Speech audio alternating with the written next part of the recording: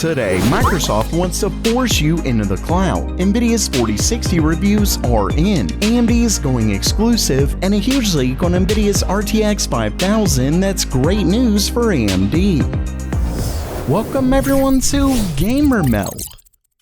First up for today, it looks like Microsoft is planning to move Windows 11 over to a subscription cloud-based model. And let's just say that sounds terrible, but I'll get to that in a second. The story comes from internal documents that were made public thanks to the current legal trouble Microsoft's gotten into with the FTC over their purchase of Activision. As you can see here, under their long-term needle-moving opportunities, it mentions moving Windows 11 increasingly to the cloud. Quote, build on Windows 365 to enable a full Windows operating system streamed from the cloud to any device. So there you have it. Microsoft is officially set to push Windows 11 into the cloud. And while I'm definitely sick of subscription-based models like most everyone else, I do at least understand it from a business standpoint. My issue is mostly with the cloud aspect of this. Instead of simply paying monthly for your OS, you would be required to have everything you do done through a server, which can obviously work for things like Word, Excel, etc. But if you game or do more demanding professional work, having it in the cloud means you have to pay monthly for your hardware as well, because the basic subscription definitely won't have a powerful enough GPU or CPU to do any of these tasks. So instead of just buying your PC, you have to pay monthly. Not to mention all the issues if your internet goes out, and of course for gamers, latency would be a big concern. Really, I just think this isn't a smart move. But what is smart is joining the learning platform that was built to teach the STEM field with today's sponsor. Brilliant, the place I go when I'm ready to learn pretty much anything in the STEM field, whether it's search engines, programming, or even learning what makes AI tick. Brilliant has it all, but it isn't just about the courses they have, instead it's how they teach those courses. See, they actually teach you by making you do it yourself, starting small but slowly adding things on with these fun and interactive puzzles. Not only that, but they have an incredibly intuitive mobile app, so you can take the ultimate learning platform wherever you go.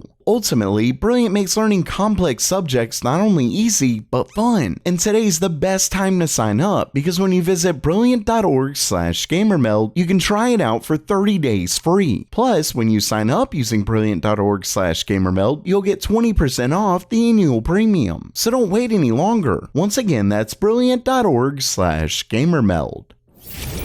Next up for today, reviews are in for Nvidia's new RTX 4060, and it's mostly what we've already seen. The card gets a decent boost over the 3060, but it's nothing to write home about. Overall, with the 9 games Tom's hardware used, we're looking at around a 23% performance boost over last gen in rasterization. One area that really helps it overall is in overclocking. It got a fairly decent boost here, which ultimately gets it just under a stock 6700 XT in rasterization and quite a bit faster in ray tracing. Of course, the 4060 only has 8GB of VRAM, so you're still likely going to see issues in certain games that you won't see on the 6700. When compared to AMD's newest 7600, the 4060 is just above it in rasterization and obviously much faster in ray tracing. With that said, at $300, the 4060 is more expensive than the 7600, so it really depends on what games you play and whether you like to use ray tracing or not. Ultimately, the 4060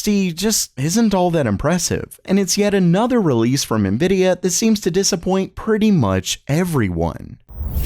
Next up, AMD just released an announcement video that's got some gamers pretty upset. In the video, AMD announced that they're the exclusive PC partner of Bethesda's highly anticipated game, Starfield. Along with that announcement, AMD made it clear that the game will support FSR 2.0. And it's that part that has gamers a bit concerned. As I went over in a recent video, WCCF Tech discussed the fact that a lot of AMD's sponsored titles don't include support for DLSS, while many of Nvidia's titles do support FSR. When they asked AMD about this, they seemed to give a non-answer, while Nvidia actually stated that they, quote, will not block, restrict, discourage, or hinder developers from implementing competitor technologies in any way. And now that a very anticipated game could potentially only use use FSR, it's understandable that some gamers are upset. Now AMD hasn't exactly stated that it won't come with DLSS support, but it's not looking good. With that said, FSR does work on both Nvidia and AMD GPUs, so it's not a huge issue, especially given Nvidia's done things like this a ton of times in the past. But it's still not great to see. One thing to consider though is that the game is also on Xbox, which is of course powered by AMD, so teaming up with Team Red at least makes sense for development. Only time will tell what kind of exclusivity or not will come out of this. Let's just hope Nvidia doesn't counter by trying to sponsor even more games with exclusive technologies. And lastly for today, something huge just leaked on Nvidia's RTX 5000 GPUs. The story originally comes from Hardware Lux, who leaked a roadmap for their GPUs. And as you can see, it mentions Ada Lovelace Next, which is obviously the successor to their Ada Lovelace architecture, which is what their 4000 series cards are made from. So far, leaks have claimed that next gen is codenamed Blackwell, but like we've seen in the past, Nvidia uses their current codename with Next to hide what the actual next gen codename will be. Either way, the big story here is that according to this, their 5000 series cards won't be releasing until 2025. That's of course a pretty big surprise given Nvidia traditionally releases new GPUs every 2 years. Yet 2025 would make it 3 years between the 4000 and 5000 series cards. And with that, I'll actually say that this could give AMD a huge chance to hit Nvidia hard. Think about it. If AMD is able to release their 8000 series in 2024, they'll have a whole year without competition. Of course, Nvidia could mean early 2025, but either way, this is a big chance for AMD. Then again, it also means AMD won't be able to base their pricing off of Nvidia like they've done in the past. This is a huge chance for AMD to take the lead, and Nvidia is basically handing it to them. So while that does it for today, what do you think about Nvidia not releasing their 5000 series until 2025? Is that a huge misstep, or will AMD just wait to release theirs as well? Let me know down in the comments below. And don't forget to try out Brilliant at brilliant.org/gamermeld. And as always, have a great day.